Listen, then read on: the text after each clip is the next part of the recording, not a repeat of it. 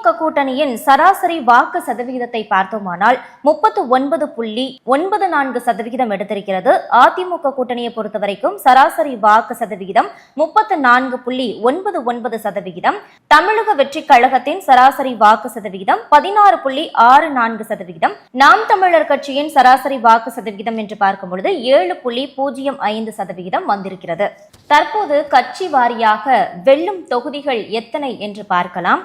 திமுக கூட்டணியை பொறுத்தவரைக்கும் திமுக கட்சிக்கு 123 தொகுதிகள் வந்திருக்கிறது. காங்கிரஸ் கட்சிக்கு 20 தொகுதிகள் வந்திருக்கிறது.